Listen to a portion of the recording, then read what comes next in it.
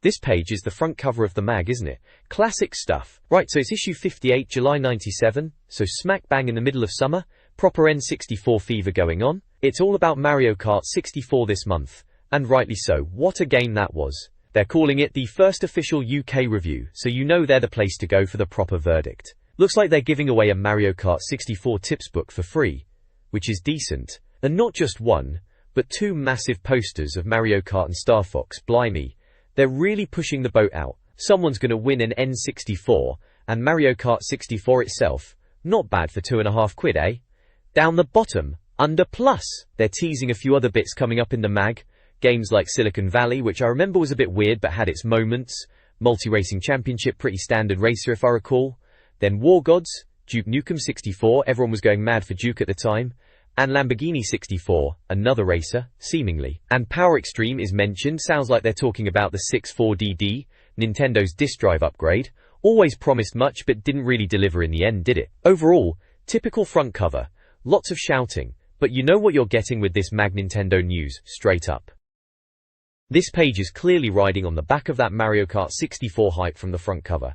It's a full-page spread for the game, no messing about. Big and bold, keep road rage off the streets, it shouts, which is pretty funny when you think about how many friendships Mario Kart probably ruined back in the day. We've got Princess Peach looking a bit surprised and Wario looking typically sneaky, both driving their karts on Rainbow Road it seems, judging by the background. Just below them, bang in the middle, the Mario Kart 64 logo, can't miss that. It's all about strap yourself in for the most competitive, addictive, wide-open racing action ever. Mario Kart 64 rids our streets of road rage once and for all. Bit dramatic, but hey, it's marketing in it. They've got the Nintendo 64 logo and get into it slogan down the bottom left as usual. Then a few little icons on the right. Guide, memory pack, 4-player, just reminding you of the key bits. Yeah, classic Mario Kart 64 advert, simple but effective, gets the point across. Basically, if you're not playing Mario Kart 64, you're missing out, according to them anyway. And they probably weren't wrong. Issue 58 of the magazine, from July 1997, focuses heavily on the Nintendo 64. The contents page prominently features a Mario Kart 64 image, reflecting the issue's emphasis. News includes N64 price drops, and games like Goemon 5 and Earthworm Jim 3D. Reviews cover Mario Kart 64 and MK Trilogy, with KI and a potential arcade game. Previews highlight Multi-Racing Championship. N64 sites features Silicon Valley, Duke Nukem 64, Lamborghini 64, and NFL Quarterback Club. There's also a special feature on Mario, a tips section with Wave Race 64, and regular sections like The Big Blag and Seal's Mailbag. A contest offers a chance to win an N64 and Mario Kart 64, alongside a free tips book, solidifying the game's importance. Ace.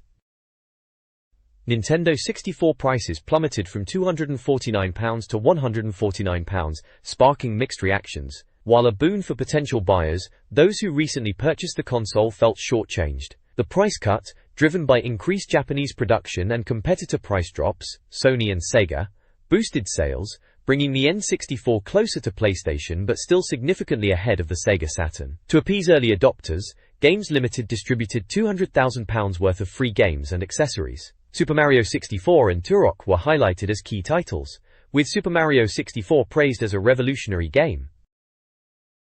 The N64 price cut to £149 is boosting sales across the UK, though performance varies by location. Cardiff and Bath are seeing strong sales, with Bath matching PlayStation sales. Belfast and Edinburgh experienced initial surges, but sales have dipped. Birmingham and Manchester are lagging, with lack of new games being a common issue. Norwich is leading in N64 sales. In other news, a Pilot Wings sequel is confirmed, featuring a 2-player battle mode. Also, Daikatana, a first-person shooter from the creator of Doom, is coming to the N64 after its PC release, promising a futuristic setting and extensive weaponry. Finally, a quiz challenges readers with N64 and retro gaming trivia, including questions about Star Fox characters, Game Boy development, Zelda 3's final boss, and the UK title of Mother 3. This page is all about Goemon 5, or Mystical Ninja Starring Goemon as it's known over here, a proper N64 update piece. Konami are bringing this 3D adventure to the console, and it's a first official playtest, so early days but sounding promising. They reckon it's a 128 meg cart, which was pretty hefty for the time, and it's supposed to be a 3D adventure game. Release date is still TBA though. Warrington Norcus, they've had a go on an early version, and they're saying it's similar to Super Mario 64 in style, but with more detailed characters and rich environments, which sounds good. Puzzles are meant to be clever, and bosses are top-notch.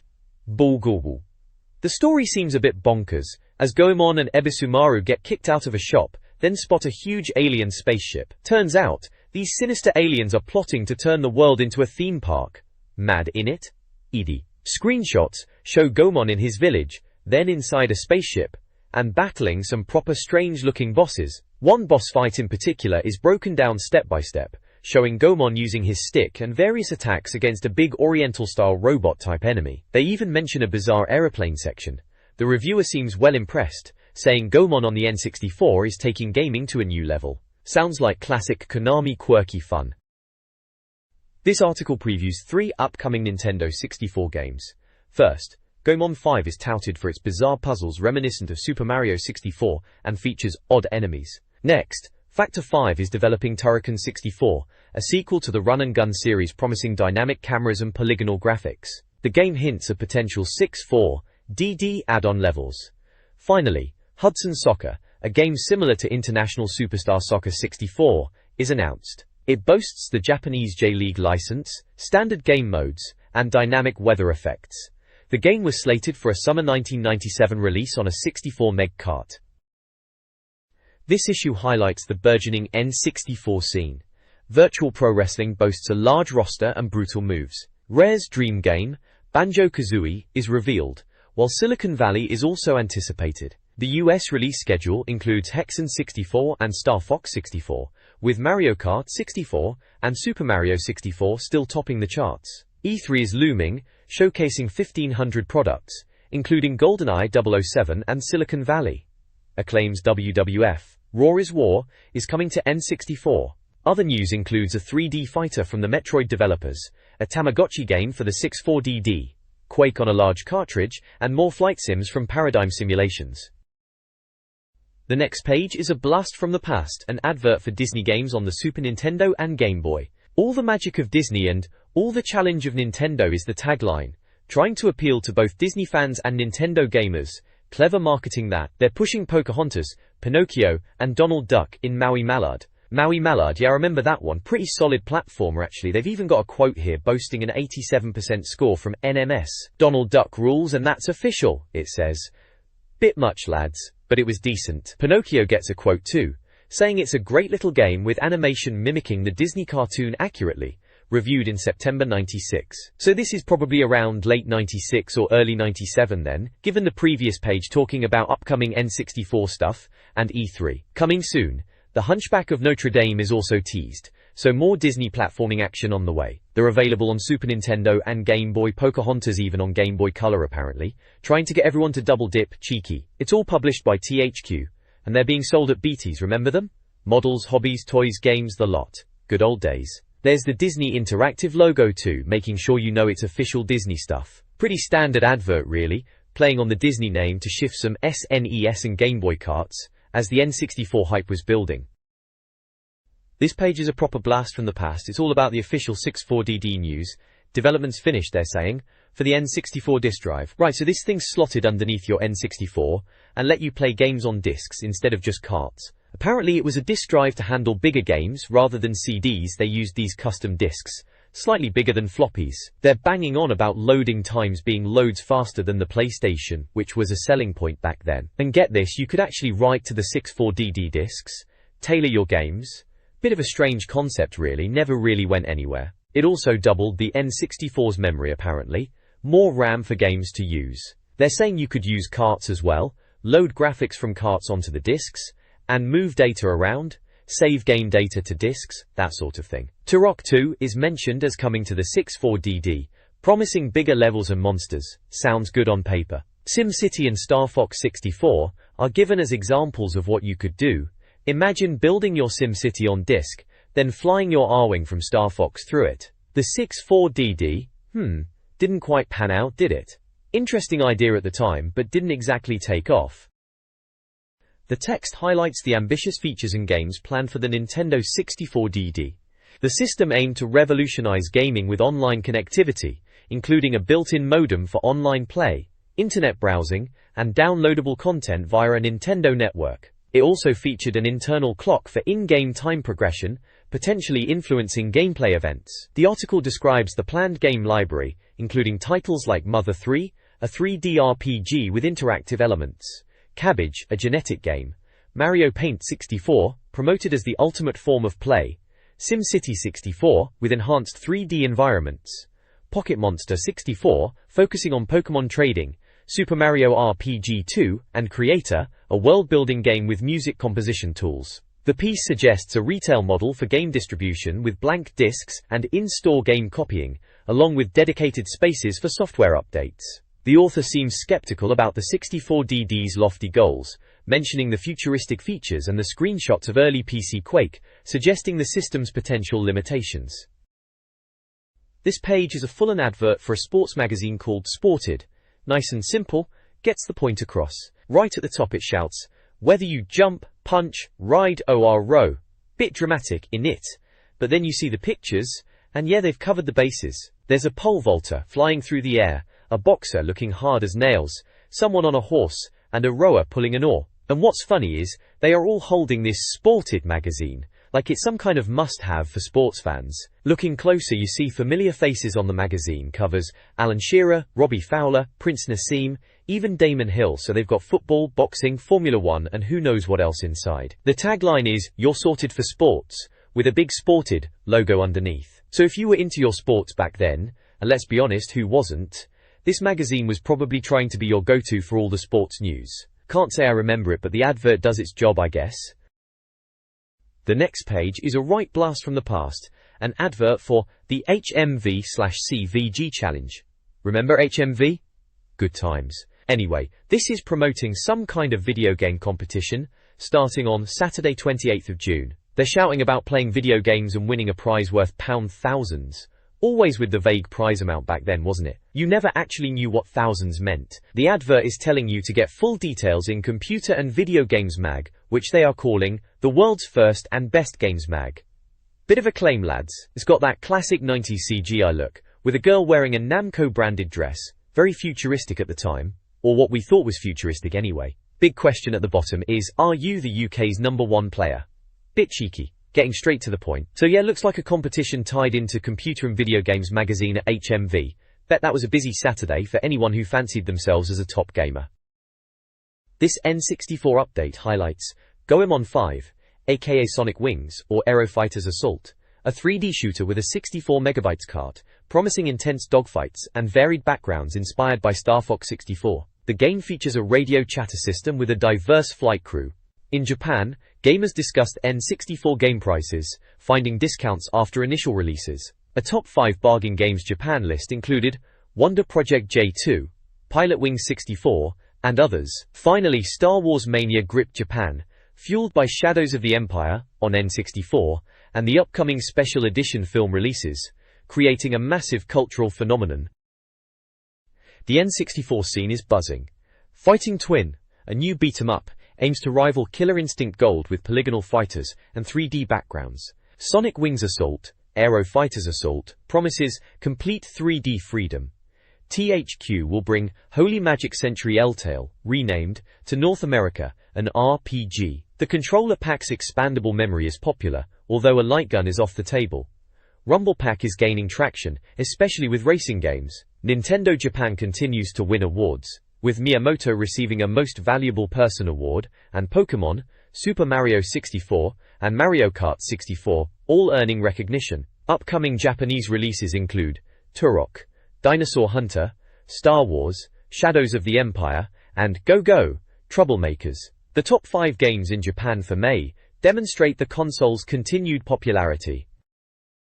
The magazine previews Wild Choppers for N64, a 3D helicopter simulator delayed for Rumble Pack integration. Screenshots show missions, like destroying radar installations and escorting the president's plane. A time capsule section revisits old reviews, including Super Mario Kart and Mortal Kombat. NMS #1 highlights Zelda, a link to the past with a 96% score, and notes skepticism around a Bob Hoskins Mario movie. NMS #10 covers Mortal Kombat and Super Bomberman, News snippets confirm Duke Nukem 64 using a Quake engine, a new Nintendo memory pack, and Hudson Soft bringing dual heroes to the US. Simcopter is coming to the N64, and ISS64 is finally releasing in the UK. A Tamagotchi Game Boy cart is also announced. This page is a bit of a departure, isn't it? Looks like a full-page advert for some kind of zit cream. Oxy Blackout. Fancy name for spot treatment, eh? We've got a woman doing the she thing, like it's some big secret that you use this stuff. Our boyfriend never has to know you pulled last night. Bit cheeky that, implying you're yanking out blackheads and need to keep it quiet. No games on this page though, just pushing beauty products.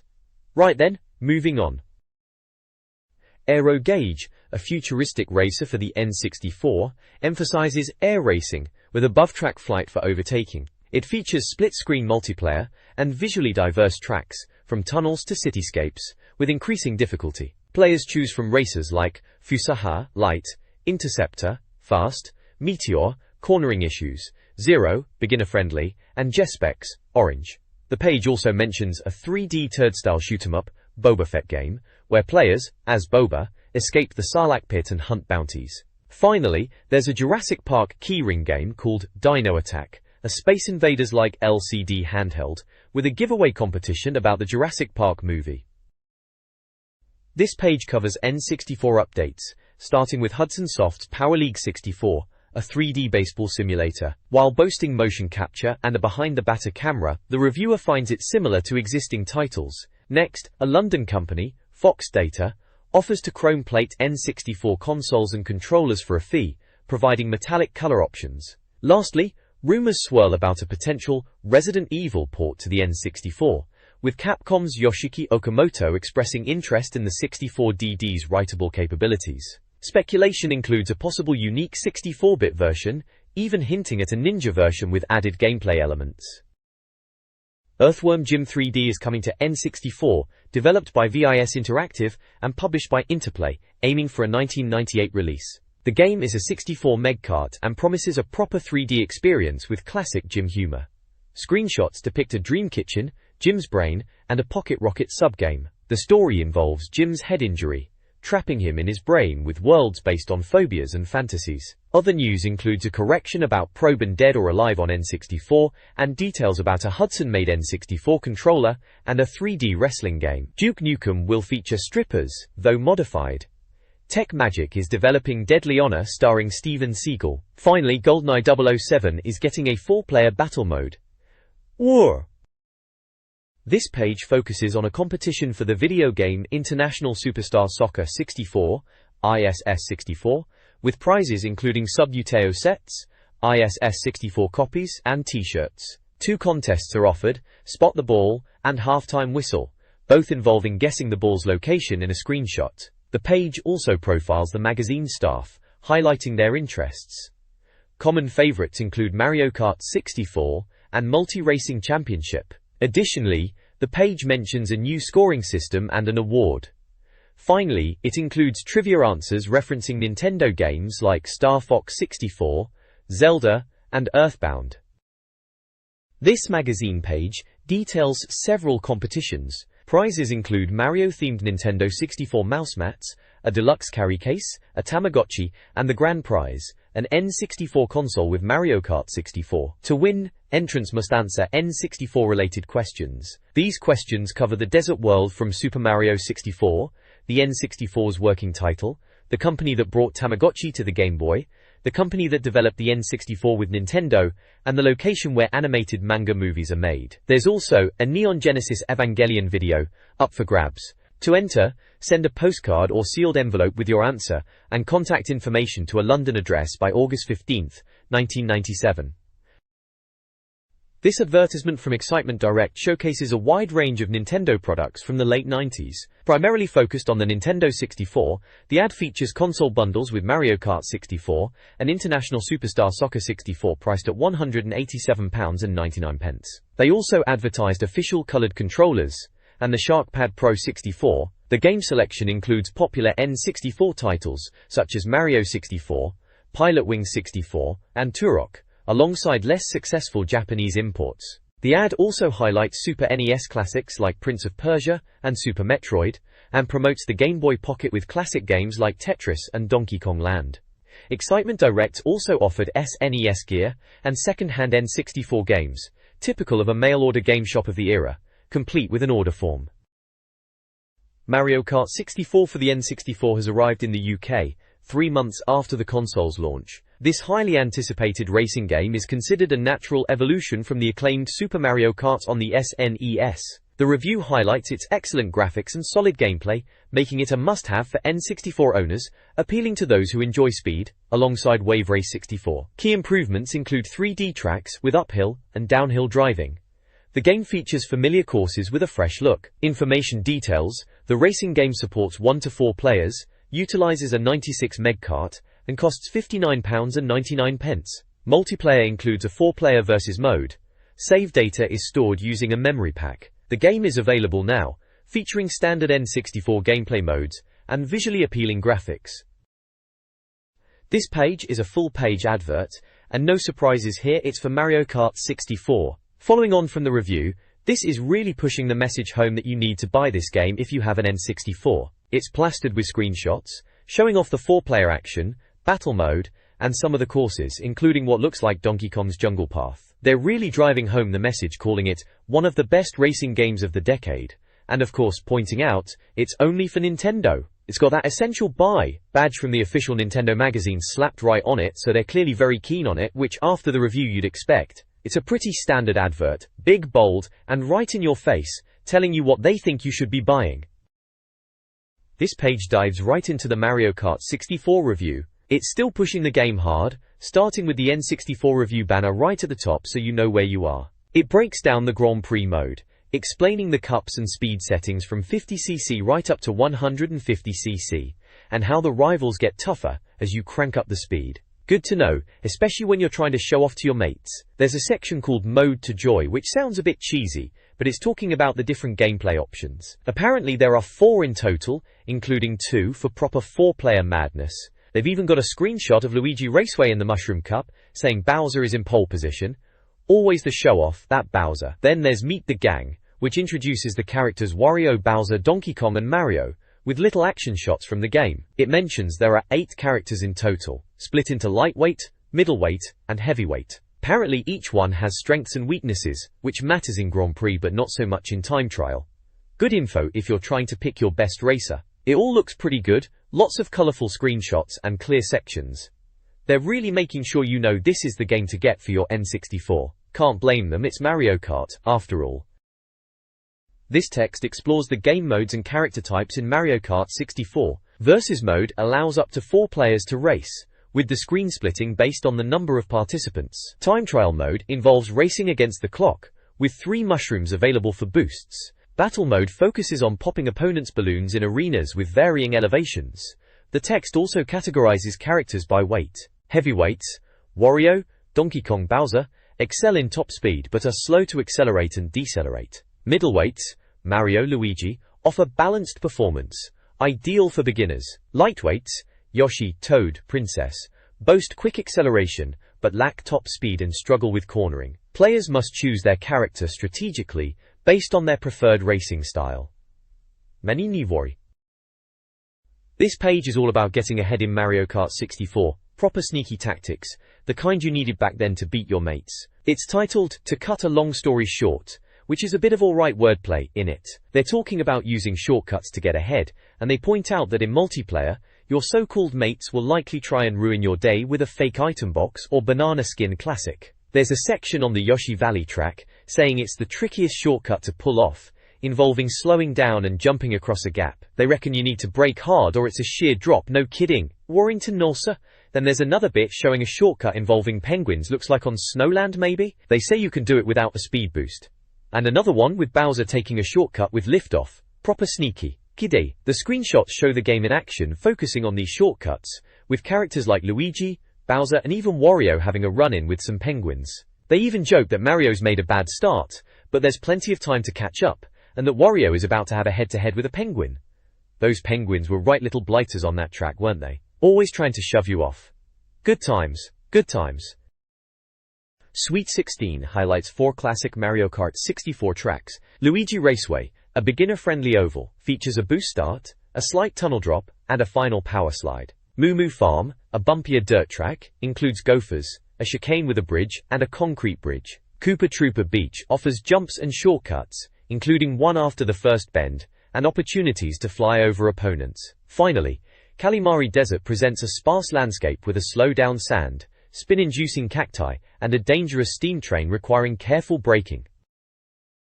This page continues the Mario Kart 64 track review, like picking up where we left off with the Sweet 16. We're looking at 4 more circuits here, starting with Toad Turnpike. They rightly call it dangerous. It's all about dodging those pesky vehicles, isn't it? Power-ups on the hard shoulder. Sounds about right sneaky spots they are.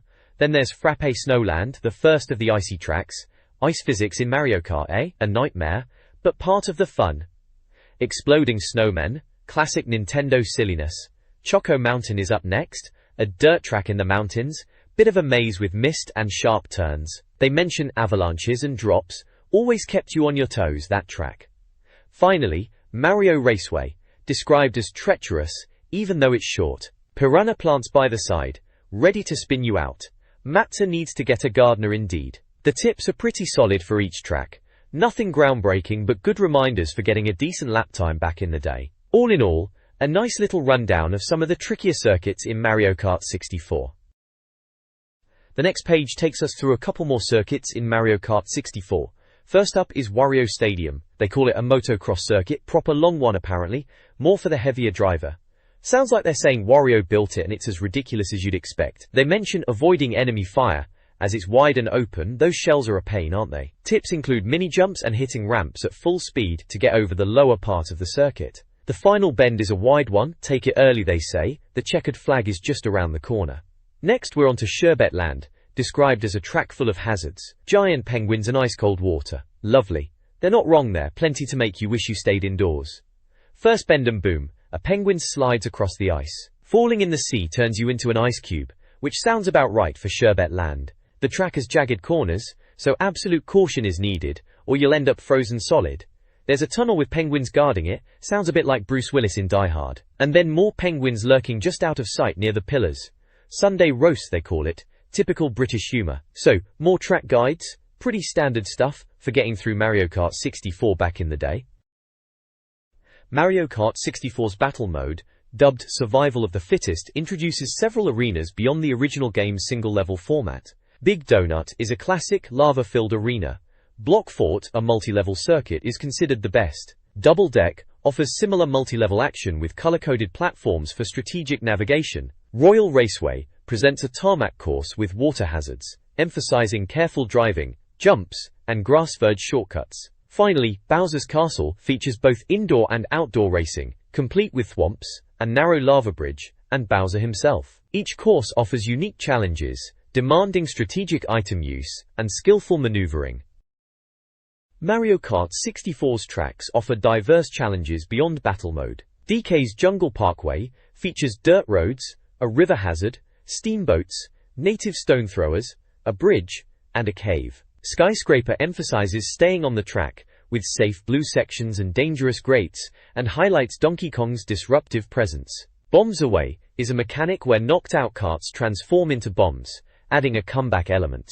Yoshi Valley, despite its tranquil appearance, is a maze with multiple routes, obstacles like porcupines and chasms, and a giant Yoshi egg, culminating in a crucial final turn.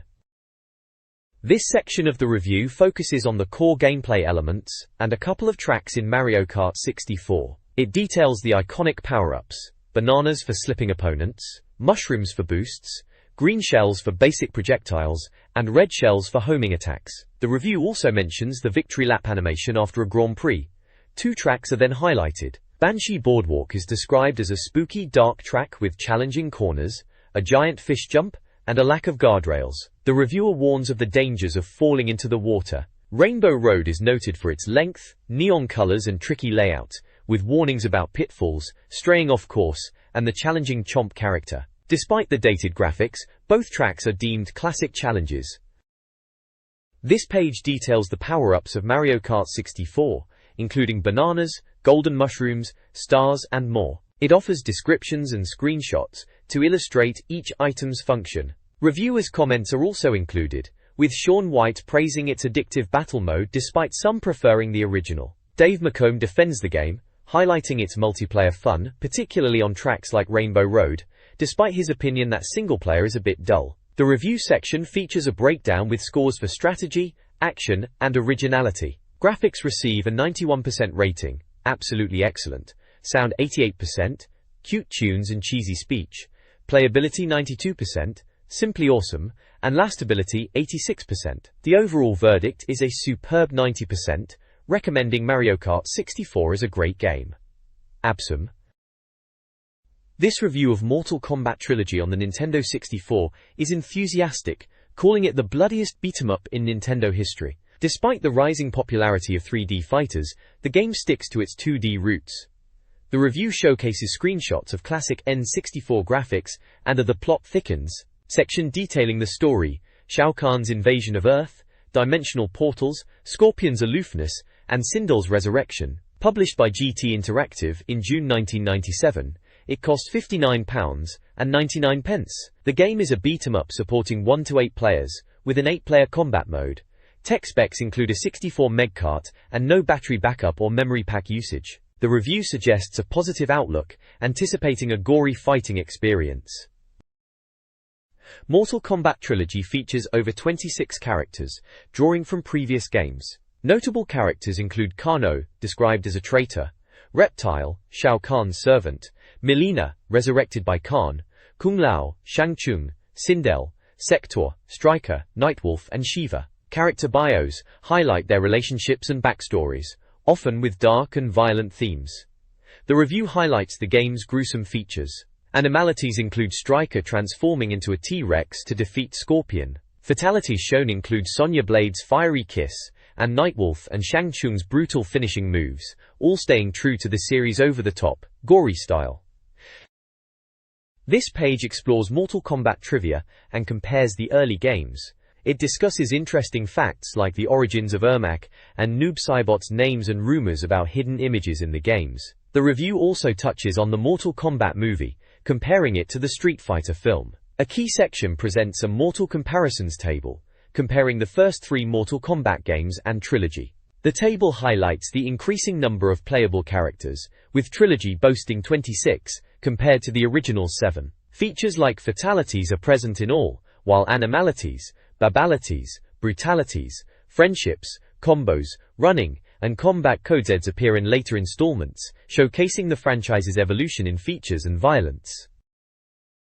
Mortal Kombat Trilogy introduces the aggressor bar, filling as a fighter aggressively attacks. When full, it grants a shadow effect and increased power. The review seems unimpressed, however. The game's characters are profiled. Ermac's mysterious soul-based origin, Noob Saibot's Brotherhood affiliation, Kitana's rebellion against Outworld, Scorpion's undead ninja status, and Sonya Blade's return. Sub-Zero is a deserter, Cabal seeks revenge, Jax is a formidable fighter, and Raiden is a mortal ally. Rain, Jade, Cyrax, Liu Kang, Baraka, and Johnny Cage are also highlighted, each with unique backstories and motivations. Jade, when the aggressor bar is full, is described as being especially powerful.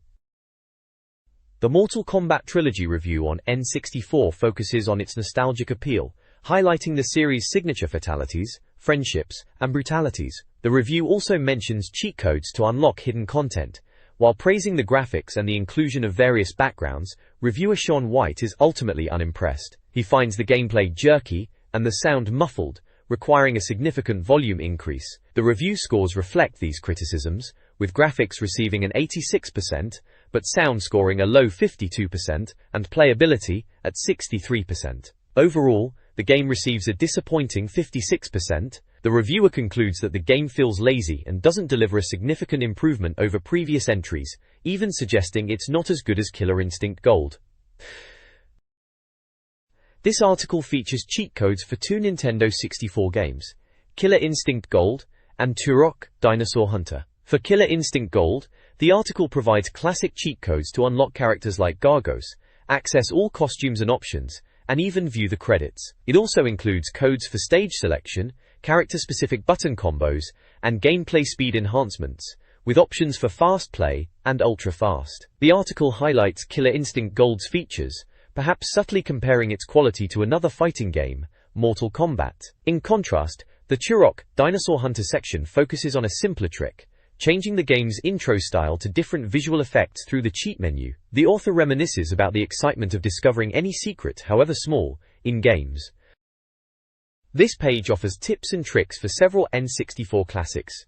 In Wave Race 64, pausing after a stunt can supposedly earn extra points. Super Mario 64 has a snowman hat trick, allowing Mario to wear the snowman's hat after reloading the level. Mortal Kombat Trilogy features character unlock codes for Human Smoke, Shao Kahn, and Motaro, along with a reverse Babalities trick resulting in an explosion. Lastly, Super Mario 64's ending scene allows camera control with a second controller after completing the game. These tips are reminiscent of gaming magazines from that era. This page revisits the Super Nintendo era, featuring cheat codes for classic games. Tetris Attack offers codes for challenge mode, screen flashes, faster blocks in harder game mode, and level skip passwords. Mr. Do includes codes for 99 lives and stage/title screen manipulation. Finally, Mortal Kombat 2 has a complex button combination to reveal hidden animations on the copyright and logo screens, promising extra gore. The page celebrates the simplicity of 16-bit gaming with its abundance of cheat codes. The Nintendo Tip Center's Hot Help section, featuring Richard and John, tackles player questions. Richard provides tips for Game Boy games, Lee gets help with Terminator 2, Stage 3 trick, and Wario Blast passwords for battle modes and character selection. Michael gets Desert Strike level skip codes for the Super NES. John assists Nigel with a theme park cheat for £1 million in-game pounds. Emma receives a brief walkthrough for a Terranigma puzzle in Dragoon Castle. The section promotes the official UK Nintendo magazine for more Terranigma help, and provides the Nintendo hotline number for further assistance. This Hot Help section features cheats for classic Super NES games. Grape covers beat-em-ups, starting with a secret menu cheat for Primal Rage, and the infamous reptile appearance in Mortal Kombat, detailing the necessary steps. He also lists numerous animality moves for Mortal Kombat 3. James focuses on platform games, beginning with NBA Hangtime. He presents various cheat codes, including versus joypad codes, for advantages like unlimited turbo, and versus mode number codes, to unlock features such as tournament mode. Finally, James offers a code for Super Mario Kart, allowing players to unlock special cup tracks in time trials. This page is all about Wave Race 64. Seems like every month they're banging on about this one, codlets? This time they're supposedly guiding us through the expert level, and more stunt mode action. Right then. So for the Sandy Beach race there's a track map showing the route marked A, B and C. Bit basic, innit? They point out you can ram other players into the beach on this level to slow them down. Groundbreaking stuff. There are a couple of screenshots of the game, looking very 90s polygony as you'd expect. Then there's a section on Marine Fortress for stunt mode. They're telling you to jump the stone barrier, go through the first ring, and somersault in the air. Apparently you can even submarine under the larger waves, very technical, and points are scored for stunts between floating rings. They've even got a table showing some high scores. For Marine Fortress's suite seems to be dominating the leaderboards.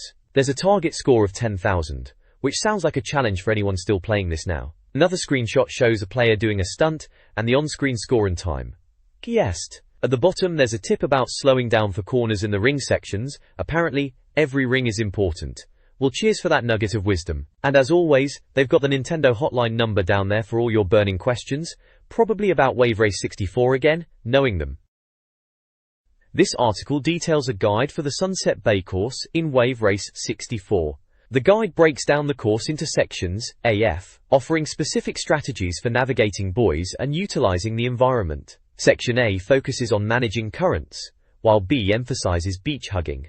Section C reveals a shortcut, and D highlights ramp navigation. Section E emphasizes close cornering, and F describes a slalom technique. Screenshots illustrate gameplay. Additional tips include performing stunts between checkpoints and gaining points on ramps. The article concludes with advice on maximizing scores through stunts near the finish line and provides the Nintendo hotline number for extra help. This page continues the Wave Race 64 tips, moving on to Race 3 Drake Lake and Race 4 Marine Fortress. then finishing up with Port Blue in stunt mode. For Drake Lake, the tip is all about smooth slalom through the buoys, and avoiding the reeds which will slow you down. Apparently, you can cheat the poles by missing the R buoy, but doing it too much will cost you time. Bit naughty that. They show some screenshots of racing through the buoys. For Marine Fortress, they mention crates and planks being good for knocking opponents about. Always fun to be a bit of a menace on the water. Again, screenshots show the gameplay with ramps and crates. Finally, for Port Blue stunt mode, it's all about closely spaced slalom rings at the back of the course, and not going too slow in the tunnels to avoid running out of time. For the final stretch, apparently the ramps on the right are the way to go to hit that 12,000 target score. They even show a little score table, and a screenshot of a stunt going down, reminding you to jump off big waves for extra points, but not to miss any rings. Good solid tips, just what you needed back then, to get ahead in Wave Race 64. This page keeps the Wave Race 64 tips rolling. This time it's all about Race 5 Port Blue on expert difficulty, so buckle up. They've got the track map here, all marked up with letters pointing out the tricky bits. Section A is about the tunnel, warning you about planks floating in the water, sneaky blighters, and saying you'll need to make some proper sharp turns. Section B is about a ramp jump near a boat. Apparently you need to stick close to the boat and steer into the hull to get it right. Sounds a bit fiddly. Section C is at the end of the course, mentioning a current that lets you surf between the last couple of buoys. Smart move if you can manage it. And then there's a little 2p flashpoint box, suggesting you ram your mates into the tunnel walls in multiplayer. Bit cheeky, but always a laugh. Down below they've got more tips with screenshots to go with them. One's about that boat section again, saying it's a pain with waves and currents, so best to just hang on tight. Another's about rings, telling you to grab them all for a bonus 800 points on the last one. Every point counts, right? And lastly, they're showing off the ramps at the end for stunts, saying they're good for double flips and barrel rolls. Show-offs. Overall, some decent tips if you were stuck on Port Blue Expert back in the day. Twilight City's expert tips for Wave Race 64 focus on tricky ramp alignment for the submarine section, requiring precise stick control to avoid mines and currents. Navigating the course demands sharp turns after red buoys and awareness of cross currents. The 2p flashpoint emphasizes competitive ramming opportunities. Glacier Coast is labeled expert level, highlighting treacherous narrow ramps around icebergs. Players must contend with both the environment and rivals. 2p flashpoints underscore the dangers of falling into mines. Stunt mode in Twilight City requires underwater ring runs after a specific ramp jump, with timing being crucial to achieve the target score of 14,000. The Southern Island course in Wave Race 64, an expert level, is the focus of this guide. Tip A advises staying left of ramps to avoid slippage and ice chunks. Tip B uses a ramp trick to navigate an icy corner quickly, similar to Port Blue. Tip C emphasizes avoiding ice chunks by going left of the R buoy and jumping. Tip D focuses on tight turns around L buoys while watching for surface ice. Screenshots illustrate the tips. The guide also covers scoring, highlighting the importance of jumping off ramps to collect rings for points, alongside general stunt maneuvers. A next month box promises more on reverse and stunt modes, and fish-based jokes. Overall, the guide celebrates the game's enduring appeal despite its dated graphics.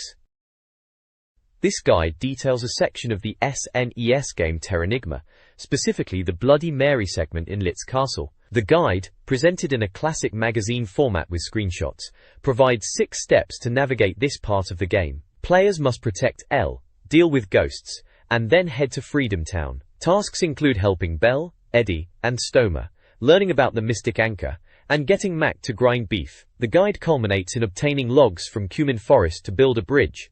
Finally, the guide directs players to Leotta for a battle at Mermaid Tower.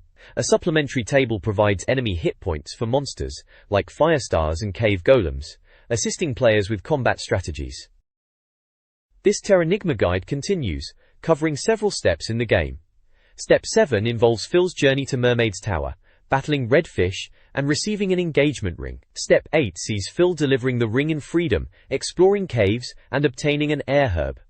Step 9 leads to a waterfall, where the magic anchor and a geostaff are found. Step 10 requires puzzle solving, including a jump attack and a starfish boss battle, leading to Yunku. Step 11 involves getting ginseng for a doctor, giving it to Fida, acquiring speed boots, and heading to Dragoon Castle. Step 12 is about exploring the castle dungeons, finding a hidden passage, and rescuing a character named L. Step 13 involves a puzzle in the main hall using books to reveal a doorway. Finally, Step 14 concludes with a secret passage, a princess named Mylin, and her rescue. The guide also features a monster information table, with details on various creatures. This guide offers tips for the game, starting with navigating the Mosque and Baruga's domicile in Near Lake, including solving lighting puzzles. Subsequent tips cover lab exploration, utilizing switches, elevators, and teleporters to reach the main computer. Tip 20 involves accessing the computer database and battling a robot boss. The guide then shifts to world exploration, leading to Lhasa, Freedom, and Sahara to find starstones through fetch quests. Finally, the guide includes a list of various enemies with their hit points, such as Firestars, Saberwolves, and Yetis, offering helpful combat information. This player's guide continues with more Terranigma tips. Starting in Neo Tokyo, Tip 23 recommends grinding for levels in the sewers after obtaining the transceiver. Tip 24 focuses on navigating the sewers to get the sewer key. Tip 25 involves finding a sword by crossing a bridge and beams. Tip 26 explains how to obtain the third star stone through cryptic directions involving the king's armor and a lion. Tip 27 moves to Antarctica, where a dream sequence unlocks the fourth star stone. Tip 28 involves pushing statues, finding characters, and drinking from a goblet to get another star stone. Tip 29 guides players to Australia to talk to a scientist for the final star stone. Tip 30 covers placing the star stones at Dry Vale. The guide also includes a table listing enemy types and their HP. The tips are verified by the Nintendo hotline. The tips continue in this section of the Terranigma guide. Players should talk to LA and retrieve a letter, then navigate to Northwest and eventually Siberia. A lab presents puzzles involving cameras, levers, and bombs. Afterwards, the guide directs players to Ayers Rock and then South America. Next, a boat trip leads to Portal and Columbus, culminating in obtaining the Gaia Stone. The guide then details the boss fight against Dark Gaia, covering both his forms, and concluding with post-battle tasks like talking to villagers. Finally, a list of enemies with their HP values is provided, including Dragon Knight, Poisonous Flower, and others. This page is the concluding part of the Terranigma Player's Guide, continuing from the previous page's tips. We've got a nice big map of the world of Terranigma, sprawled across most of it, showing all the different locations like Stockholm, Neo Tokyo, Greenland, and Penguina, which is handy for remembering where you were supposed to be heading next without getting completely lost in that massive world. At the bottom there's a "That's all folks" bit, a pat on the back for finishing the game, you know. Congratulations on completing this huge RPG. Very encouraging, bless them. Giebel. Below that we've got a listing of enemies from the game, with their hit points. Things like Cybernator, Robot, Cube, Poisonous Spider, and so on. It's got the Cybernator at the top with 288 hit points, down to the Groganon with 160. Useful if you wanted to know which baddies were going to take a bit more whacking, although to be honest most of us just waded in and hoped for the best back in the day. It's a pretty standard guide page really, helpful for anyone stuck in Terranigma, and a nice little reminder of how these guides used to lay everything out for us back then. This magazine page revisits Yoshi's Island in its classic corner, offering tips for players. The article tackles completionist challenges in World 1-7 by revealing hidden areas with falling logs and egg shots. It details how to defeat the naval piranha plant and navigate tricky areas like World 2-7's posts, and World 4-7's flower puzzle, and World 5-8's Raphael the Raven. The page also addresses map screen question marks, achieving 100 points in each stage, and reaching winged clouds with turtle shells. Solutions for collecting coins with Goonie birds, pushing chomp rocks, and triggering flipping platform puzzles via baseball boys are provided. Each tip includes screenshots for clarity, offering practical advice for players struggling with the game's more complex areas. This Yoshi's Island guide offers solutions for tricky levels.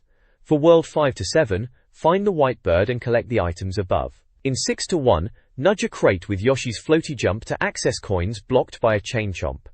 World 6-4's ghost is fooled by looking away. World 6-5 requires riding a chomp over lava, using careful jumps. Level 6-6's key is found by firing an egg upwards. Boss strategies include ground-pounding Marching Mild, egg-shooting Tap-Tap the Red Nose, and repeatedly ground-pounding Baby Bowser. King Bowser requires dodging boulders and fireballs before firing eggs into his mouth. The guide offers advice for all skill levels, even suggesting the use of the Nintendo hotline. Warrant. This Nintendo magazine page announces the winner's podium, featuring challenges for readers. The challenges include speedruns and stunt challenges in Turok, Dinosaur Hunter, Wave Race 64, Glacier Coast, and a Battle of Hoth level from Shadows of the Empire, all on the Nintendo 64. Fastest times win a magazine subscription. The page also provides tips on photographing your TV screen to submit scores, as screenshots weren't a thing back then. The deadline for entries is August 6, 1997, and entries must be mailed to the scorelord at the magazine's address. This page is an advert trying to get you to subscribe to Nintendo Magazine. They're offering 3 free issues and selling 12 for the price of 9, a pretty standard magazine trick really. They are boldly claiming to be the first and best for N64 coverage, well, each to their own. The magazine covers on display give you a snapshot of what they were covering. Star Fox 64 is there, naturally. Everyone went mad for that game back then, even if it was essentially Starwing with analog control and rumble. International Superstar Soccer 64, a decent digital kickabout to be fair. Wave Race 64, which is interesting, as that was featured in their reader competition Glacier Coast if I recall. Guess they were trying to tie in the content. And Mortal Kombat 4, which let's be honest wasn't exactly setting the world on fire, even if they were hyping up those first arcade shots. There's also freebies mentioned, a Goal-tastic tips book for the football game, and a Monster tips book for Turok, more tie-ins to their competitions. And yes, Shadows of the Empire tips are also mentioned, very convenient. The bottom half is a subscription form, remember those? Checks and postal orders, ancient history. Offer closes end of August 97, showing its age a bit. War Gods, a violent 3D beat-em-up, was Midway's attempt to redeem themselves after the Mortal Kombat trilogy. The game features a ridiculous story involving an ethereal being, an ore, that transforms people into war gods, leading to a conflict between 10 powerful characters. Screenshots showcase characters like Warhead and Voodoo, and the final boss, Exor. Described as a pupil of the Mortal Kombat school, War Gods offers similar polygon fighter controls and uses digitized textures. It was marketed to Mortal Kombat fans with the promise of a 3D experience, aiming to capitalize on the popularity of 3D fighting games at the time. The game supports 1 or 2 players and versus multiplayer, with a 64 MB cartridge. It was out now, US, at the time of the review. This article introduces characters from Midway's 3D fighting game, War Gods, a title attempting to capitalize on the success of Mortal Kombat. The character descriptions are somewhat outlandish. Ahau Kin, an Aztec despot, has a heart-ripping fatality. Anubis, a dog-headed character, gets a sarcophagus fatality. Sigcon 5, a cybernetic being, melts opponents with an Independence Day ship. Kabuki Jo, a clown, impales foes. The article highlights War Gods' 3D gameplay, emphasizing features like running and 3D-specific combos to set itself apart. The text also clarifies that War Gods is not Mortal Kombat 4, which is in development by Boone and Tobias, slated for a new arcade board and a potential Nintendo 64 release. This clarification aims to manage expectations, as War Gods clearly aims to resemble the famous fighting series. This page continues to look at War Gods, Midway's attempt to, let's be honest, cash in on the whole Mortal Kombat craze. It's focusing on the 3D button, explaining how it lets you move around the arena, and dodge projectiles and charge attacks. Apparently holding block while using it lets you jump or roll to get out of the way, which is useful if you're cornered, as demonstrated with Warhead getting his backside handed to him. There are screenshots showing off the gameplay, combos with damage percentages, and even Kabuki Jo's fatality, which involves impaling someone with a spear. The reviewer seems less than impressed by some of the characters, calling Kabuki Jo a rubbish character, but admitting even he can throw Tak, who is apparently rock-like, around. They're also showing the versus screen with the swirly 3D background. Right at the bottom there's Kabuki Jo giving Ahau Kin a good smack in the chops, sending him flying. The reviewer openly admits they haven't got a clue what's going on in that last shot, but figures it's violent, which pretty much sums up War Gods, doesn't it? It's not Mortal Kombat, that's for sure, and certainly not MK4, which they mentioned is in development on the previous page. Still, it's another beat-em-up for the N64, I suppose. The War Gods game features gory fatalities, reminiscent of Mortal Kombat, executed after winning 2 rounds. Each character has unique fatalities and containment moves. Maximus, the gladiator, has a standard fatality of being strapped and sliced. Pagan, a character described with crude remarks, petrifies opponents with a Medusa head before lasering them. Tak the Stone Schwarzenegger pounds his foe into the ground using their head as a ball. Voodoo, the witch doctor, pulls out innards. Containment moves include Valor's giant skull and Anubis's energy pyramid. The game appears to be a quirky, over-the-top take on the fighting game genre, aiming for the Mortal Kombat crowd. This article, N64 Fight Fest, previews N64 fighting games. Mortal Kombat Trilogy receives a low score of 56%. War Gods, already released in the US but not the UK, is deemed unfavorable. Dark Rift, releasing in July in the US, shows promise but looks basic. Dual Heroes is a potentially decent 3D fighter but possibly Power Rangers-esque. Dead or Alive and Mace, the Dark Age releases are unconfirmed. Killer Instinct Gold, already released, gets a respectable 84%. Character profiles for War Gods Valor and Warhead are described, highlighting their visual flaws. A Yeshua fatality section emphasizes War God's gruesome fatalities, including decapitations and nuclear explosions. The N64 VIU section features a negative review calling War Gods the Mr. Blobby of the fighting scene, criticizing its deformed textures, cliched gameplay, and overall poor quality despite Eurocom's conversion. This page is a right blast from the past, innit? Well, no, shouldn't say that. It's a full-page advert for Tizer, that fizzy pop we used to drink back in the day. It's all about dodgy photos wanted, and it's plastered with a bunch of, well, dodgy photos. They're asking for embarrassing snaps of mates, teachers, mums and dads, the kind of stuff that's a bit cringe but funny. Apparently, they're going to show the best ones on The Chart Show on ITV every Saturday morning. Remember that? Yeah, Saturday morning TV was the stuff. To send in your photos, you had to include your name and address, and send it to a free post address in Slough, SL15BT. And get this, if your photo got used, you'd win a free Tizer Sabotage Pack. Sounds like a bit of a laugh, probably just some Tizer and maybe some pranks. The whole thing is to refresh someone's head, and refresh the heads of the nation.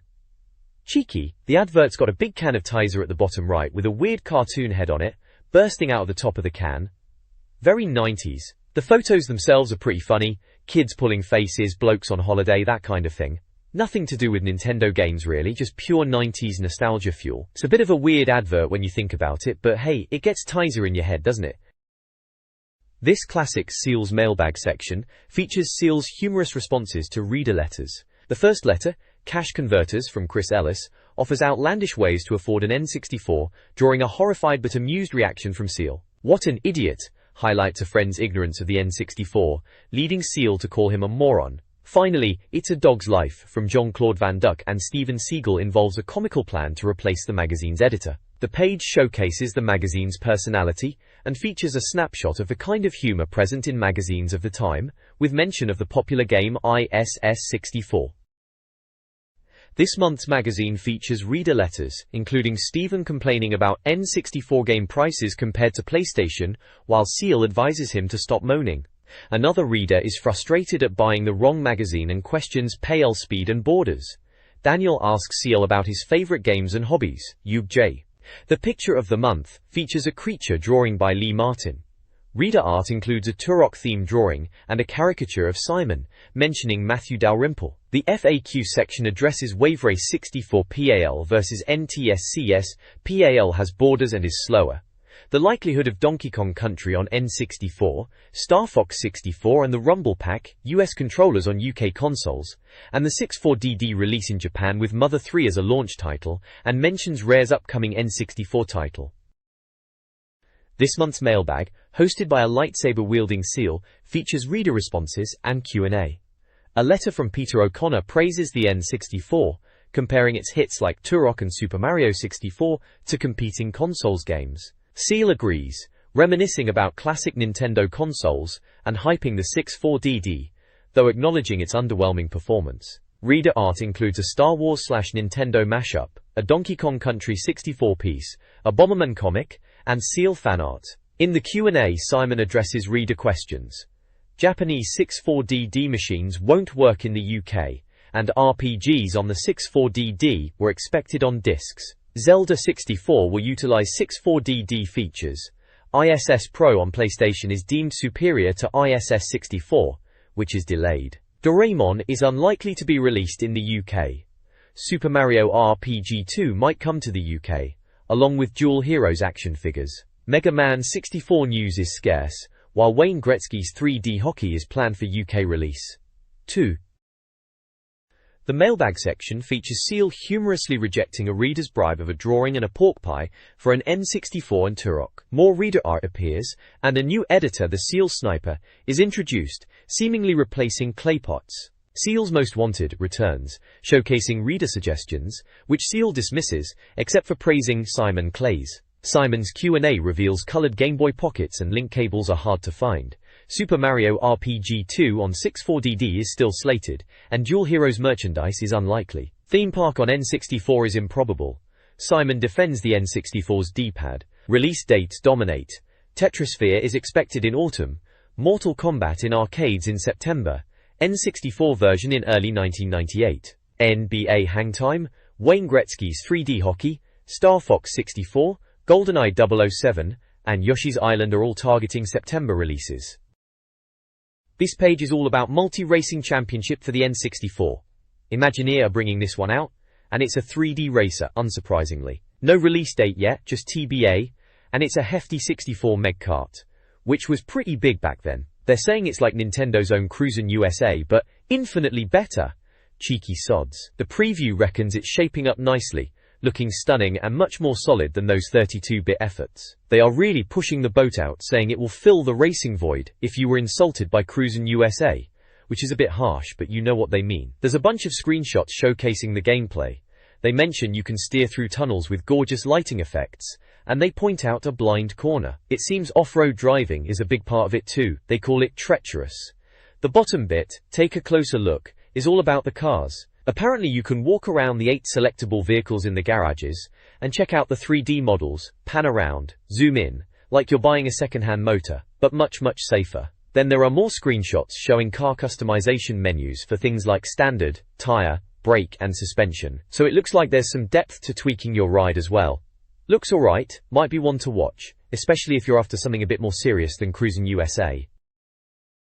Multi-Racing Championship offers a diverse selection of 8 unique cars, each with distinct characteristics. Players begin in a 3D garage, initially with some cars locked, requiring completion of harder championship modes to unlock them all. The featured cars include the Balanced Galleon, GTO, the Accelerating DOG/V, the Slope-Friendly Montana S4, and the Nimble GT Evolizone. The Meteor, RSR, prioritizes control, while the King Roader excels off-road. The Vernos Turbo demands expert handling, and the Tigris focuses on stealth. The article emphasizes the importance of car selection based on the track conditions, particularly favoring 4x4 vehicles for snowy terrain, implying a strategic element to the gameplay. Multi-Racing Championship, or Let's OFFROAD, emphasizes off-track shortcuts and diverse routes. The game features tracks with hidden passages like tunnels and icy zones, offering strategic risks and rewards. Choosing the right vehicle, like the robust 4x4 King Roader, is crucial. Screenshots showcase these features. One sequence highlights a shortcut through a waterfall, saving valuable time, while another reveals the King Roader's clumsiness on tight corners. The game boasts dynamic camera views, including a behind-the-car perspective for crash observation and an in-car view for a driver's seat experience. Realistic headlights and aggressive racing are also highlighted, showcasing the game's focus on thrilling off-road action. Flight of the Navigator focuses on the in-car satellite navigation system in Multi-Racing Championship, highlighting its display of road signs and upcoming turns. The game emphasizes split-second decision-making based on these visual cues and encourages exploration to discover hidden shortcuts not indicated by the nav system. The game features 3 courses, Rialaro, Cassandra, and Malphas, each offering varied routes. Selecting a 4x4 vehicle provides a genuine advantage on off-road sections. Screenshots showcase cars navigating different tracks and the importance of the 3D models. The review also includes course selection screens with displayed first-place times and a humorous image depicting a car in a precarious position, capturing the game's raw and engaging off-road racing style. The next page continues the preview of Multi-Racing Championship, focusing on the game's background details and 2-player mode. They're banging on about the scenery again, saying the environments are incredibly detailed with different track types like snow, underground and dirt. Apparently there are even deer wandering around, which they find amusing and a sign the developers cared. Bit much, innit? Then there's a section on double driving. split-screen multiplayer. They reckon this is a big selling point, letting you pit different vehicle types against each other, and choose different routes. They mention it runs at breakneck speed, even in 2-player, and they didn't notice slowdown. Bold claim for the N64, those polygons must be taking a hammering. Finally, First Impressions sums it up. They say the graphics are very promising, and the game feels more solid and realistic than PlayStation Racers. Bit of a dig at Sony there, predictable. They like the car choices, and the multiple routes you can take. No criticisms at this stage, but they'd like more tracks. Overall, they're saying it's one to watch if you like racing games. Standard preview stuff really, they're always positive at this stage. This special reserve advert showcases a Nintendo 64 bonanza, featuring slashed prices on key titles like Super Mario 64 and Mario Kart 64, while offering various N64 games and bundles, including console deals with memory cards. Accessories like controllers and carry cases were also available. A coming soon section highlights anticipated releases like GoldenEye 007 and Star Fox 64. The advert also included freebies, such as videos, stereos, and Mini Boy console keyrings with purchases. There were various 0% finance deals on offer to tempt customers. Special Reserve also offered mail order, and had physical stores in Bristol, Chelmsford and Sawbridgeworth. The advert has nostalgic appeal, with its old-school mail-order gaming focus. Silicon Valley, a quirky N64 game by DMA Design, creators of Lemmings and later Grand Theft Auto, is a surreal adventure aiming to rival Super Mario 64. The game boasts a cast of eccentric characters like flying dogs and boxing kangaroos, leaning heavily into its bizarre nature. The story involves evolutionary robots inhabiting a space station that returns to Earth in 3741, hostile to all who approach. The player controls EVO, aided by the mercenary Dan Danger. The screenshots showcase 3D graphics that were considered decent for the N64 era, depicting robotic dogs, solving puzzles and battling enemies. The game's surreal world is heavily emphasized. Whether it's a hidden gem or a peculiar relic of the 90s remains to be seen, but DMA Design's track record offers some hope. Silicon Valley's gameplay revolves around animal magic, where EVO, a robotic chip, inhabits various animal-shaped robots. The game features diverse forms, each with unique abilities. You can become a rat with a rat army, a bomb-dropping rabbit, a speedy mouse, a rocket-powered fox, a bird for platforming, a juggling grizzly bear, a tank-like tortoise, a climbing desert fox, and a chopper-riding hyena. EVO, initially spider-like, possesses these robots after being blown up. Starting with limited abilities, players solve puzzles by utilizing each robot's skills. The game promises variety and puzzle solving, with screenshots showcasing gameplay like a bear leaving prints. The concept is quirky, and while its execution remains to be seen, it has a unique premise. Play the Game, a comic strip-style section in the magazine, attempts to explain the complexities of Silicon Valley, focusing on a snowy level called Nice. The player controls EVO, a robot chip in an animal, starting with EVO hiding in a dead penguin. EVO must obtain codes to navigate the level, encountering a castle with revolting penguins and rabid huskies guarding a drawbridge. Dan Danger, a radio contact, provides tips, including the huskies' fear of polar bears. AE. Help is at hand, notes Dan Danger's ongoing radio advice. Holograms of Silicon Valley scientists also appear, offering clues to hidden areas. The game's design appears deliberately cryptic, but offers some support to the player. The game EVO, developed by DMA Design, features unique animal designs conceived before level creation. The daring design phase focused on unusual animal abilities. The hero Hippo possesses a range of powers, including flight and fiery rockets of poo. The Fox robot boasts a morphing ability and tail-based functions. Even the penguin gets in on the action, equipped with projectile attacks and belly sliding. Gameplay screenshots showcase a variety of scenarios, such as a robotic dog crossing a bridge and EVO using snowballs and polar bear transformations. The game highlights the N64's capabilities, comparing early sketches with the final in-game models. While the graphics may not be groundbreaking, the game's premise is intriguing and distinctly unconventional. This page of the magazine dives right into a preview of Silicon Valley, or EVO as it was also known. Apparently, the game designers have cooked up a cool intro sequence, featuring some odd newsreader fellow flickering onto the screen, with some grave news about Silicon Valley's return. Trevor McDonald he isn't, but at least he can say Kent countryside without causing too much trouble, which is always a bonus. They've got a dynamic shot of one of the Silicon Valley levels, calling it Into the Valley. It's set on a massive space wheel, and this level is just a tiny bit of the whole circumference, making it sound like a proper epic game. A huge E-game as they put it. The screenshots show a volcano level, a gorilla on a platform. Maybe the hero hippo has taken a break? Gorons and a penguin, must be the projectile penguin from before, in another snowy area. There's also a robotic dog fella looking a bit lost. Gorons. Then there's a bit about personality, saying the robotic animals, like Matza, are packed with it. Apparently they get impatient if you leave them hanging around, and the gorilla starts beating his chest, while the penguin gets all cute. But Dan Danger is more of a nose picker and bum scratcher when bored, which they call terribly British. Sounds like they're really trying to make these robots come alive, bless 'em. Silicon Valley's music is described as interactive space-age pop, reminiscent of Henry Mancini, with dynamic changes based on gameplay. The preview highlights improved animations and RPG elements for Body Harvest, including puzzle solving and interaction with townspeople. The aiming system is enhanced with a target reticule.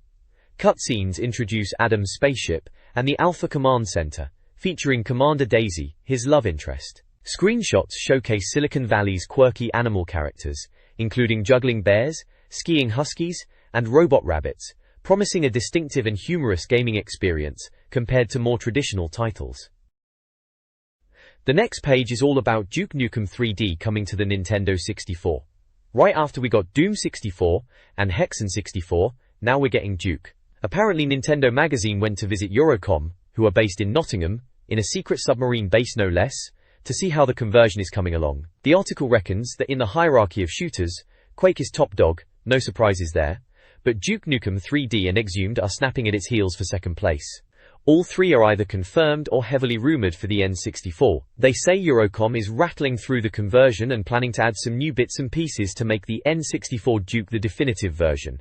Bold claim that, Chair either can ass. It mentions the 3D processing power of the N64 being used to make Duke Nukem 3D properly 3D.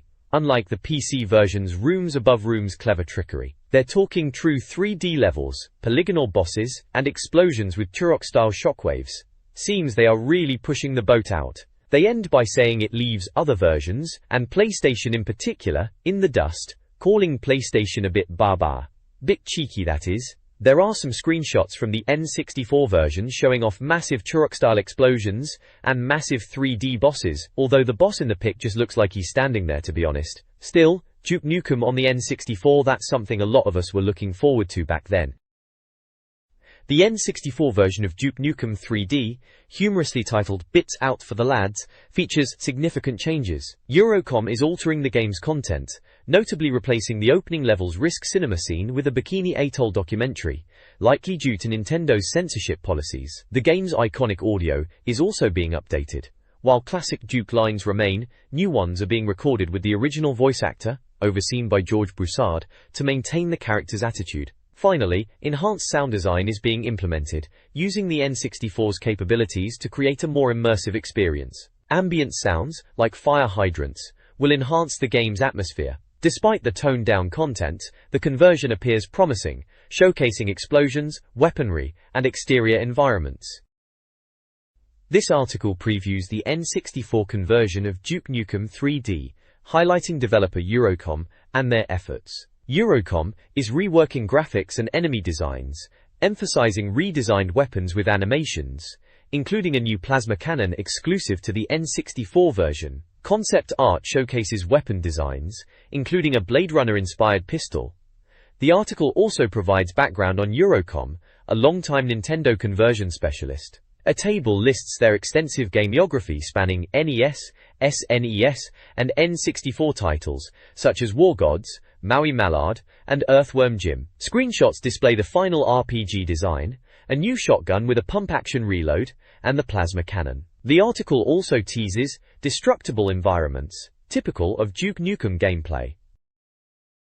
This article previews Duke Nukem 3D on the N64, focusing on its arsenal and multiplayer features. The game retains a variety of weapons from the PC version, including the pistol, shotgun, Ripper, rocket grenades, pipe bombs, Shrinker, Devastator, Trip Bomb, and Freezer. The author seems pleased with the selection, praising its diversity.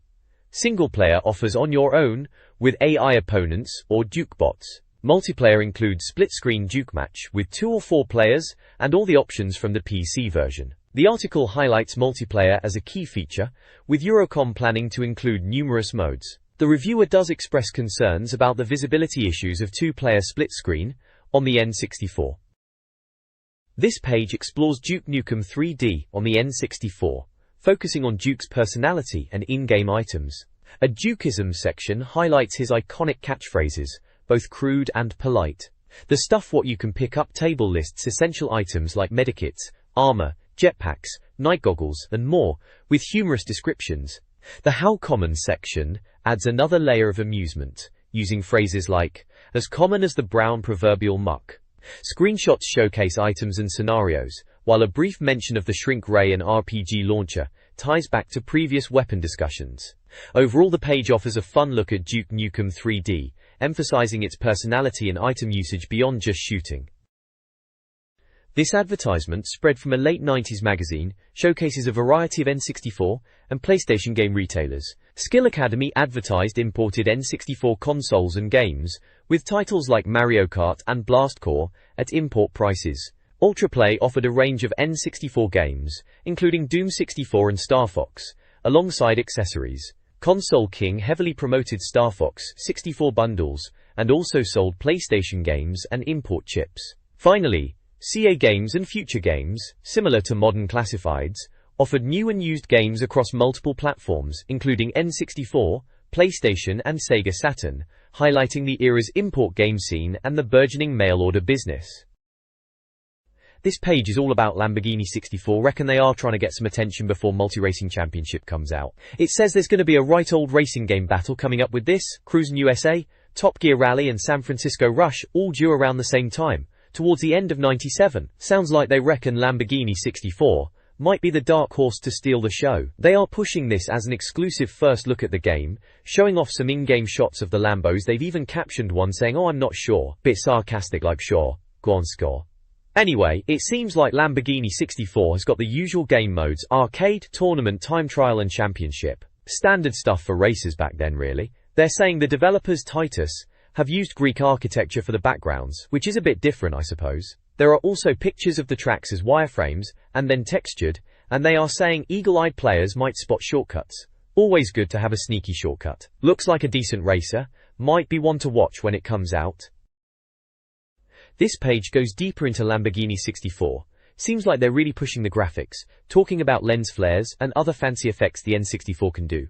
They're highlighting the weather effects, saying races will change in real time with sunshine turning into rain, which was pretty impressive back then if it worked well. They also mention the controls, saying most will use the 3D stick, and there are options for manual and automatic gears, plus compatibility with steering wheels for the proper racing fans. There's a section about pit stops, you're the pits, pointing out you'll need to make repairs in long races, and that Lamborghini 64 includes pit stops for tire changes and adjustments. They're making it sound like a proper simulation type thing. Cheshire. And then there's the real deal section, which is a bit of fun, looking at the real Diablo Roadster VT. It gives you the specs: 0.60 in 4 seconds, top speed of 200.3 miles per hour, 323 kilometers per hour, and a price of £175,000. Blimey, bit out of my price range back then, and still is now. They're basically saying, after playing the game you might want to buy the real thing. Good luck with that. NFL Quarterback Club 98 for the N64, released to coincide with the NFL season, aimed to challenge EA's Madden series. Acclaim highlighted their official NFL licenses, featuring all 30 teams and over 1,500 players. Brett Favre, the Dallas Cowboys quarterback, was involved in play design, though this was largely a marketing tactic. The game included updated stats from Stats Inc. for realism. Visually, the game was described as impressive for its time, with detailed graphics and multiple camera angles. The article notes improvements in team uniforms, such as the Denver Broncos. The overall aim was to position NFL Quarterback Club 98 as the premier American football experience on the N64, though its success remained to be seen. Terrace. Times they are a-changing, reviews the evolution of American football video games in the UK. Early entries like 10-Yard Fight on NES were basic, but set the stage. Madden Football on the Mega Drive introduced complex gameplay with plays and penalties, a significant step forward. Quarterback Club on Super NES offered an alternative, while the Saturn version improved graphics. Madden 97 on PlayStation set a benchmark. The article also previews NFL Quarterback Club 98, highlighting Marv Albert's commentary. It notes advancements in stadium rendering through motion capture technology, using a New York Jets player to create realistic movements, showcasing the progress from the earliest NES titles. This article dives into the Super Nintendo era, focusing on Super Mario World as the system's flagship title. Released in 1990, the Super Famicom (SNES) generated significant buzz, especially in Japan, where demand was so high they used a lottery system for initial sales. Nintendo aimed to outperform Sega's Mega Drive, boasting advanced 16-bit technology, superior graphics, and improved scrolling. They even ensured backwards compatibility with older Famicom games. Super Mario World, developed by Miyamoto, exemplified the SNES's capabilities, offering enhanced graphics, hidden areas, and introducing Yoshi-Ya. The article highlights the game's impact and success in the UK, despite Sega's strong presence. They even had to sneak in SNES consoles in the UK to avoid theft. The article concludes by noting the lasting popularity of the SNES even years later, with more consoles in UK homes than the PlayStation. This page reviews classic Super Nintendo games. All-Star Entertainment highlights Super Mario All-Stars, a collection featuring enhanced versions of NES Mario games, allowing for progress saving, a huge upgrade at the time. Screenshots cleverly showcase the visual improvements. Potty Painting, Mario Paint is mentioned as an unusual but accessible drawing program that introduced many kids to computers. The article then raves about Super Mario World 2, Yoshi's Island, calling it a SNES masterpiece. Released in 1996, it featured stunning graphics, large levels, and the innovative Super FX chip. They also anticipate Yoshi's Island 64, emphasizing the game's lasting impact. This text explores various aspects of the Mario franchise. It begins with a look back at the Virtual Boy, highlighting its failures despite Nintendo's efforts and mentioning games like Clash and Mario's Tennis. It then moves to The Invasion, discussing the rise of Mario in the US, the criticisms of Nintendo's dominance, and the media's exaggerated concerns. Next, it celebrates Koji Kondo, the composer behind iconic Mario and Zelda soundtracks, noting his diverse musical influences. Finally, it focuses on the original Mario Kart, its immediate success in Japan, and its enduring popularity, including descriptions of classic tracks and characters. The text includes details like the 92% score it received, and the team's devotion, playing it non-stop. This piece celebrates the arrival of the Nintendo 64 and Super Mario 64, hailing the game as a revolutionary leap into 3D gaming. It highlights Mario's transition from a 2D sprite to a character with personality and dynamic movement, crediting Shigeru Miyamoto's genius. The article details the game's impact, describing the game's initial hype, its impressive sales in Japan, and its success in the US and UK. The piece also reflects on the history leading up to the N64, and the technology involved. The article concludes by pondering Mario's lasting legacy compared to other gaming icons and teases further coverage of Nintendo in the magazine. This magazine page previews an upcoming issue focused on the Nintendo 64, timed to coincide with E3. The 100% official Nintendo magazine in the UK promises a comprehensive look at the expo, featuring the latest shots and info on anticipated N64 titles. The highlighted games include GoldenEye 007, Mission Impossible, Yoshi's Island 64 and more. The issue boasts tips overload, with 24+ pages of gaming advice. Marketing emphasizes the magazine's official status and warns against imitations. The page also includes staff listings and subscription information, typical of a magazine's layout. The overall goal is to generate excitement for the N64 and the upcoming issue, building anticipation for the console's launch. This page is a full-on advert for Killer Instinct Gold on the Nintendo 64. Blimey, they're really pushing it with the bigger badder meaner tagline at the top. Below that you've got two characters front and center, the bird with the mad orange hair, and the blonde bloke with the sword, looking all pumped up. In the background, lurking is what looks like Idol, the big boss from the first game, casting a spooky shadow. The text down the bottom is all about how they've ripped apart the Killer Instinct 2 arcade machine and rebuilt it for the N64, banging on about Nintendo's 64-bit power and all that marketing spiel. 6 fighting modes, 10 characters, and literally thousands of combos. They really knew how to exaggerate back then, didn't they? It says it's the biggest, baddest, meanest experience ever. Right, calm down, lads. Of course, you've got the Nintendo 64 logo and the Rareware logo to remind you who's behind it all. Ages 15, and over-rating in the corner too. Get into it. Yeah, cheers for the subtle encouragement. Pretty standard advert for the time, really, trying to make it sound like the most extreme thing ever to grace the N64. It was alright, Killer Instinct Gold, don't get me wrong, but biggest, baddest, meanest? Bit much. This page is a bit of a weird one, isn't it? Looks like some kind of advert, but it's playing it a bit cheeky. At the top you've got National Association of Teachers. Proper official sounding, right? Then it goes on about an auction of adult Swedish literature. Adult Swedish literature? Right then. And it gets better. Rare adult videos, magazines and erotic paraphernalia. Blimey. The location is the staff room, Friday lunchtime, and get this. Pupils welcome. Pupils welcome at an auction of that? Someone's having a laugh. Then there's a phone number for inquiries. Right at the bottom, in big green and red letters it screams, "Wet yourself with virgin lips." Turns out, it's an advert for a drink. Virgin Lips lemon and lime flavor drink. By the looks of those cans down there. Bit of a strange way to advertise a fizzy drink, even back then. Using the whole adult auction thing to grab attention, I suppose. It's certainly memorable, if a bit bonkers. Definitely a far cry from the shouty, biggest, baddest, meanest Killer Instinct advert on the last page, that's for sure.